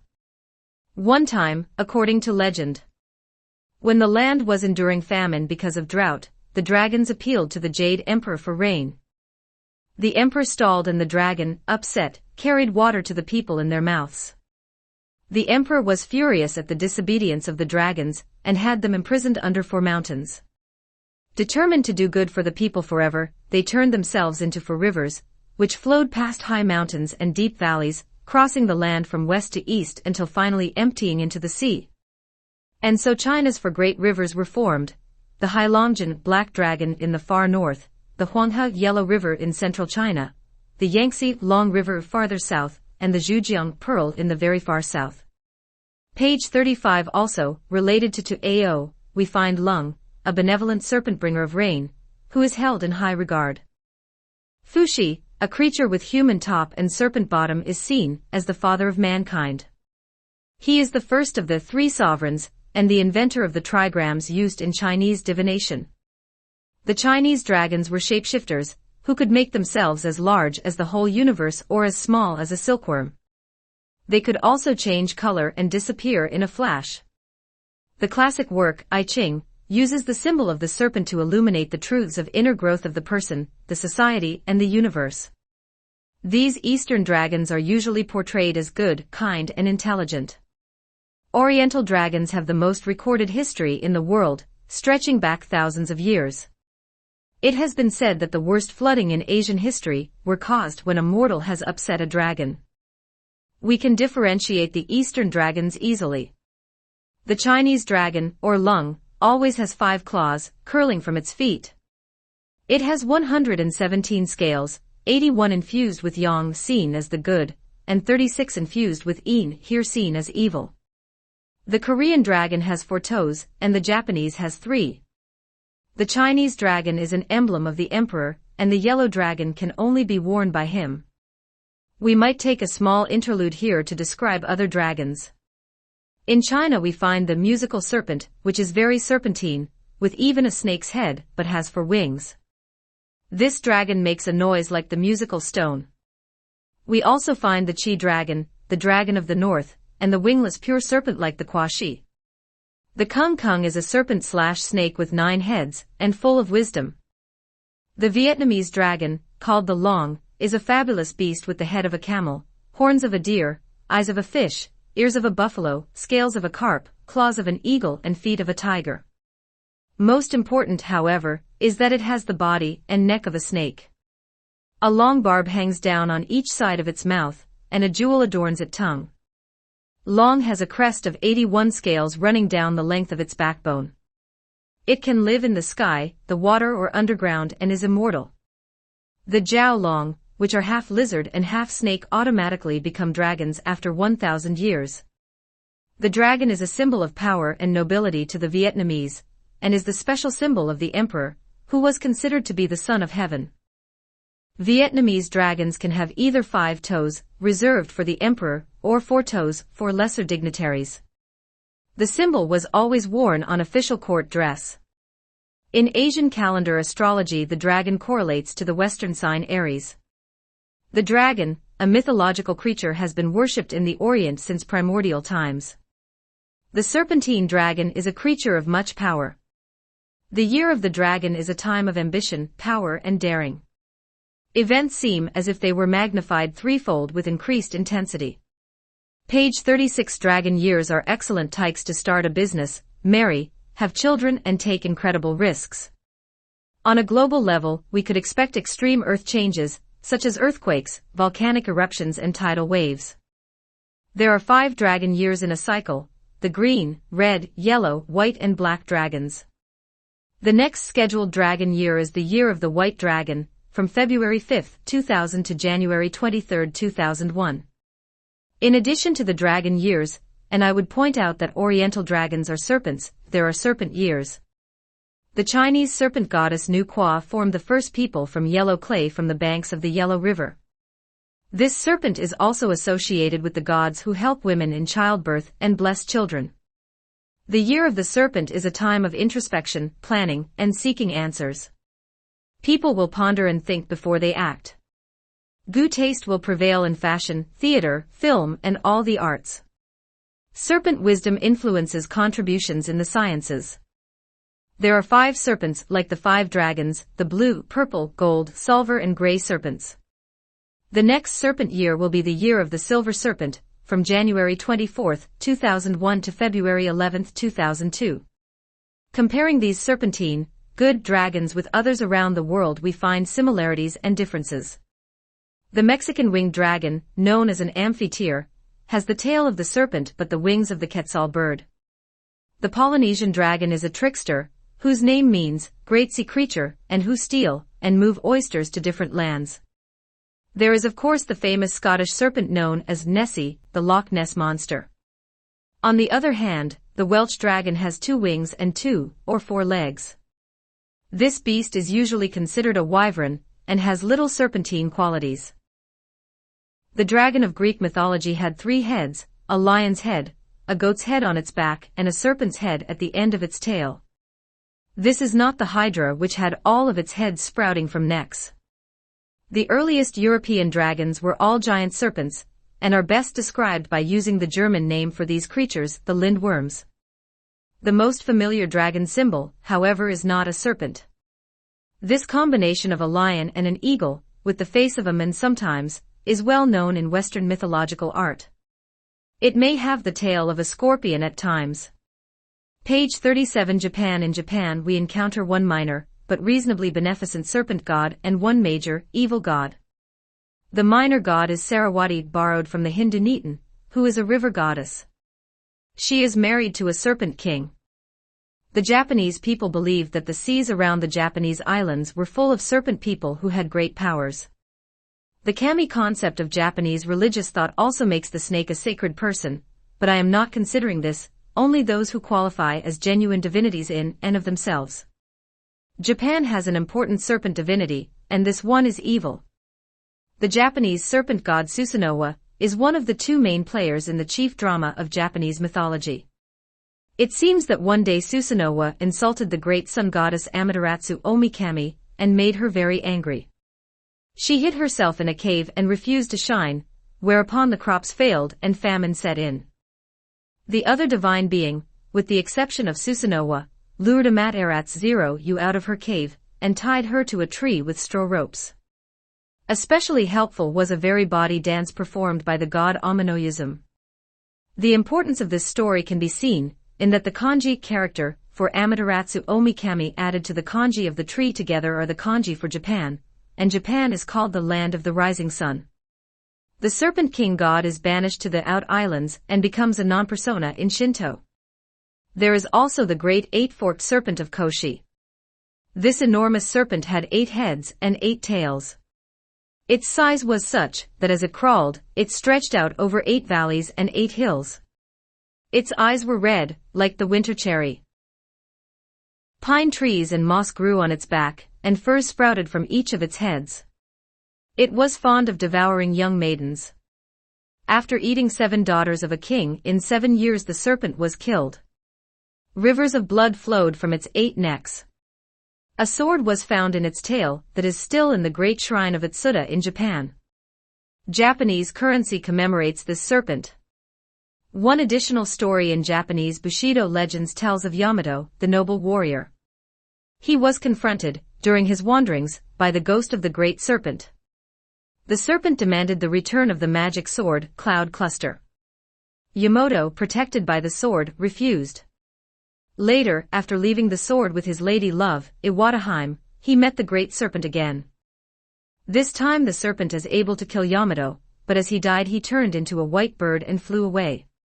Page 38. India and East Asia. In Indian philosophy, the paradigmatic character of the union of opposites, or, as I sometimes like to say, the wholeness of the result of the dialectic process, constituted one of the most significant characteristics of Indian religious thought long before it ever became an object of systematic theology. In the Hindu sacred books there is a myth that appears frequently, of the gods and titans cooperating under the supervision of the two supreme deities, Vishnu and Shiva, to churn the milky ocean for its sacred butter. They took the world mountain as a churning stick, and the divine world serpent as a twirling rope, and wrapped the serpent around the mountain. Then the gods taking hold of the head end of the snake and the demons the tail, they churned for 1,000 years, and produced in the end the butter of immortality. The so-called Harappa stage of the great cities of Mohenjo-daro, Chandudaro, and Harappa, ca. 2500 to 1200 BCE, burst abruptly into view, and showed many signs of inspiration from the earlier high centers of the West blended with native Indian traditions. The presence of serpents in the attitude of worshippers indicates that the well-known serpent, or Naga motif, that plays such a significant role in later Indian religion had already been evolved, probably from the primitive theme of the great serpent of the abyss. We find very early imagery of the god Vishnu reclining on the cosmic serpent, which is in turn resting on the cosmic waters. The supporting energy and substance of the universe, and consequently of all humanity, is imaged in India in the figure of the serpent. A little later in Hindu history, the Aitareya Brahmana states that the serpent Ahi Budnya is invisibly what Agni, the furious serpent, is visibly. In other words, the serpent is a virtuality of fire, whereas darkness is non-manifested light. Again, when the sun rises at dawn, he frees himself from night, just as Ahi frees himself from his skin. It is in India where we again meet the significant divine serpent in many aspects. In India the cobra has long been considered sacred, and even those cobras used by snake charmers are not injured in any way, not defanged, and when they are used for wild they are safely returned to the wild. The Naga, which is the divine aspect of the cobra, is found in both Hindu and Buddhist traditions. In some passages, King Varuna is regarded as being among the most preeminent of the Nagas, and he is included in the discussion of these mythical divine serpents. Mahabharata 1.26.1 and 25.4. The Naga is a divine serpent who is a son of Kadru, the daughter of Daksha. Page 39. The word Naga is a Sanskrit word which means serpent. Nagas are believed to live in palaces, Patala, in the underground city Bhagavati. They are considered the protectors of springs, wells and rivers. The Naga brings rain, similar to the Chinese lung dragons, and therefore fertility, but can also bring disasters such as floods and drought. In Malay myths Nagas are many-headed dragons of enormous size. On Java and Thailand, the Naga is a serpent god, a ruler of the netherworld who possesses much wealth. In Java they are also called Sisas. In Thailand the Naga can have 5 heads, much like the Hindu Naga Kanya. Nagas are often divided into 4 classes: heavenly, divine, earthly or hidden, depending upon their function in guarding the heavenly palace, bringing rainfall, draining rivers or guarding treasures. They have the ability to make humans invisible in water, and female Nagas may sometimes marry mortals. Nagas have been known to sing and dance. Some of them are many-headed, like Muchalinda, or the Naga Kanya.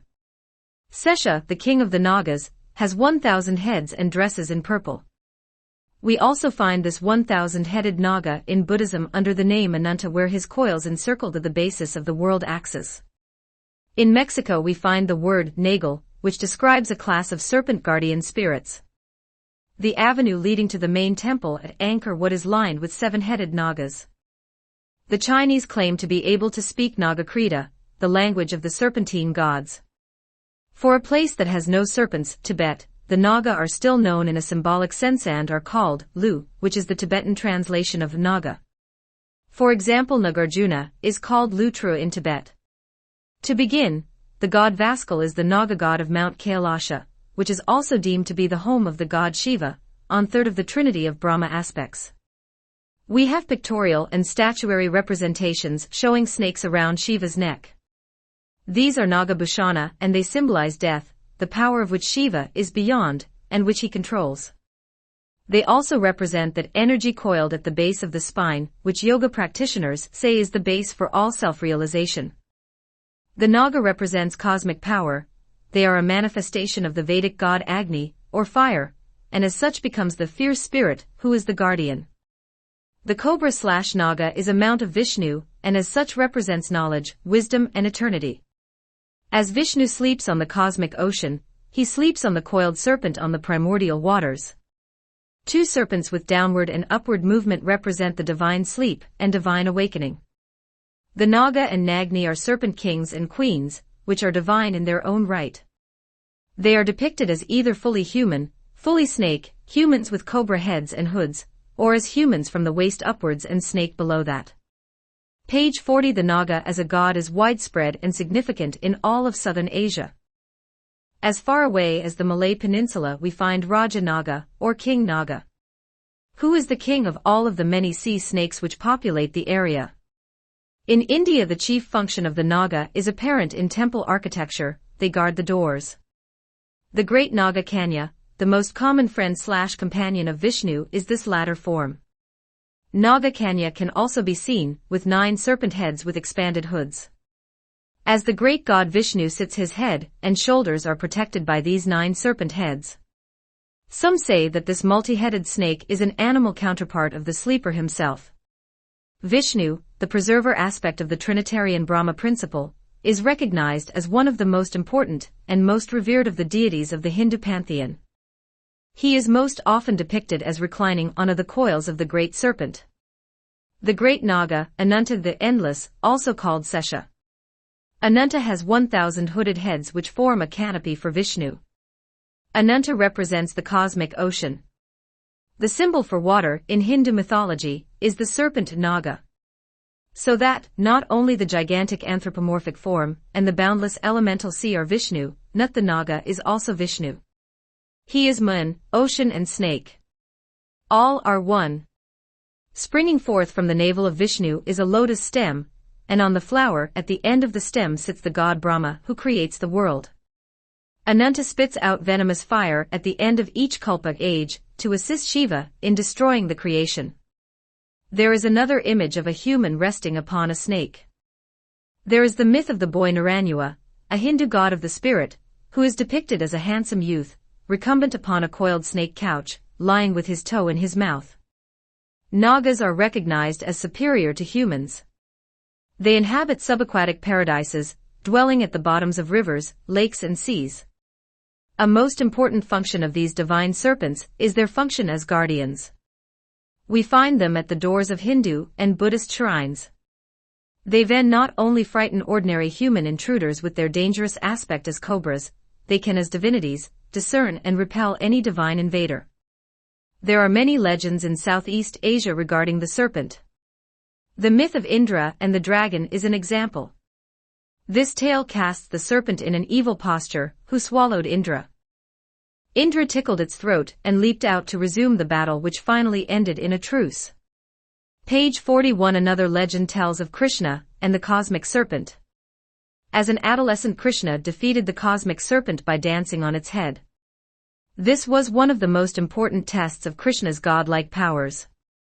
Krishna borrows on a text from the Rig Veda 2:12, 1-5, 13, which says about the god Indra, who having slain the serpent released the 7 streams, who drove out the cows by the unclosing of Vala, who between rocks has produced fire, victor in battles, he, O men, is Indra. Krishna tells Arjuna all about divine serpents. Bhagavad Gita ch. 11. Finally, in Hinduism, Balaram is Lord Krishna's half-brother, the avatar of Lord Vishnu's serpent companion, whom some call Vasaki, and others call Adhisha. Lakshman, Prince Rama's brother, is also an incarnation of the serpent. There is a festival which is kept annually in India called the Naga Panchami festival. In 1997, this festival was observed on August 8. His Holiness, Sri Swamiji gave a widely circulated speech from which I should like to snip some fragments. Today is Naga Panchami. Pancha means 5 in Sanskrit. 5 is auspicious. Naga means snake. Both Lord Vishnu and Lord Shiva have snakes with them. Vishnu has Adi Shisha as his bed, while Lord Shiva has a snake around his neck. In India, Naga Panchami is celebrated by feeding milk to snakes. Sri Swamiji continues his speech with many tales of the interaction between divine serpents, and two of the three persons in the Hindu tritheistic godhead. We find the serpent in Buddhism, including the Buddhist god, Maharaga, but the further Buddhism moved from its Hindu roots, and the more philosophical it became, the less room there was for any god, much less a serpent god. However, we do have this one story. After his period of sitting under the Bo tree, or Bodhi tree equals tree of enlightenment, he sat for 7 days under a great banyan tree. Then he left that tree, and went to a tree called the tree of the serpent king, Muchalinda. Muchalinda is a huge cobra who dwelt in a hole amongst the tree roots. As the Buddha meditated, unmindful of his surroundings, a large storm arose. Muchalinda crept out of his hole, wrapped himself 7 times around the Buddha, and with his great hood, kept his head dry.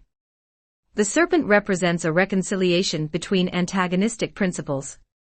It symbolizes the life force that motivates birth and rebirth, and the concept of savior. Even in the extremely ascetic offshoot from Hinduism, the Jains have a serpent tradition. The founder of Jainism, Nataputta Vardhamana, earned his honorific title Mahavira, or Great Man, by overcoming a great serpent who guarded the ford which Mahavira saw as the way. Page 42. One final look in Asia before we leave. In Cambodia, Kampuchea, we have the legend that the kingdom was founded by a serpent king or serpent kings. I have not been able to research this to any depth as yet. We do have temple statuary and art at Angkor Wat showing figures with serpents. Also, when the god Indra installed Dudabong upon the golden throne as king of Burma, he insisted that he take as one of his 2 queens, the Nagini Basandi, one of the Nagas or divine serpent spirits. Australia, our final continent to be examined for the divine serpent, is Australia. Australian Aborigines have lived on this continent for more than 50,000 years according to most anthropologists. In that time they have had little or no contact with peoples from the outside world. Yet, here too, we find a divine reptile.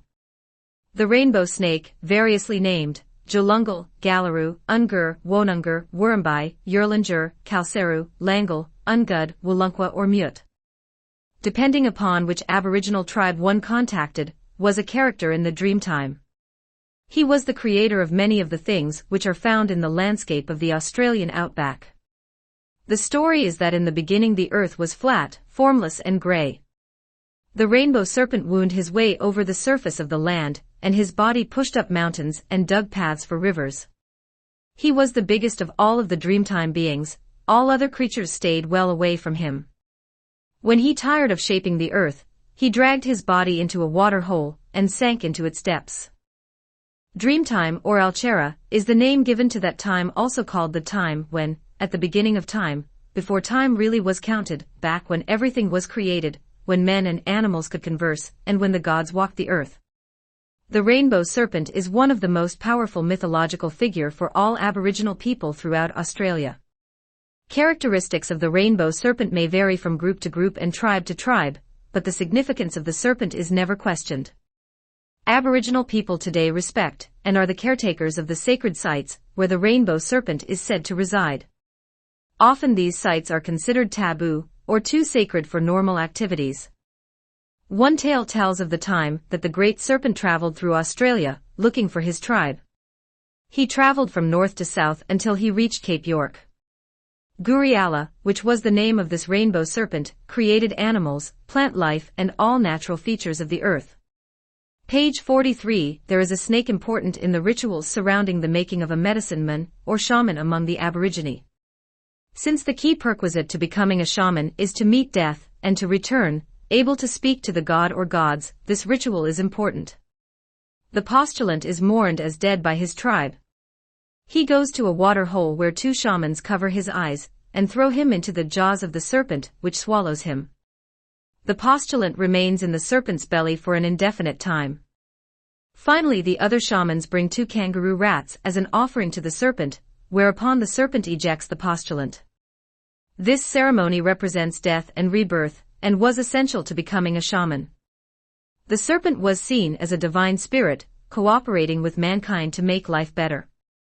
Mircea Eliade states that the ritual swallowing by the snake is to be interpreted as a return to the womb, on the one hand because the snake is often described as female, on the other, because entering the belly of the divine also carries a symbolism of return to embryonic state. It represents not so much a ritual death followed by resurrection as a complete regeneration of the initiate through his gestation and birth by the Great Mother, rites and symbols of initiation. The hermaphrodite serpent aboriginal god, Ungud, of Northwest Australia is associated with this ceremony, specifically with the erection of the medicine man. There is also a great snake worshipped by the Kabi people of Queensland. This snake, called Dakan, appears as a rainbow with an end in each waterhole. We have other snake gods in Australia. Bobby Bobby is one of the ancient gods of the Binbinga people of Northern Australia. Bobby Bobby once sent a number of flying foxes for men to eat, but these bats escaped. So the snake god, underground, watching, threw one of his ribs up, where men caught it as a boomerang. They could use this serpent-generated weapon to catch game, and so be fed. Olangi is the divine snake ancestor of the Binbinbia people of the same area. And Yorlungar is the great copper python of the Mernjan people of Northern Australia. Yorlungar's voice is the thunder, and his honor title is Great Father. He is the center of a fertility cult, and the initiation from boy to man includes being swallowed and disgorged by Yorlungar. The Maori have a father god, who is also chief of all the reptile gods, who bears the name Tutewahewi. This god is the most important god in the Maori pantheon. Page 44. We have, obviously, merely scratched the surface in our quest for the divine serpent. The road ahead may be longer and more difficult than the road so far traveled. But for now, it is time again to stop writing and begin research. There is a whole world of sea serpents, for example, which needs to be plumbed.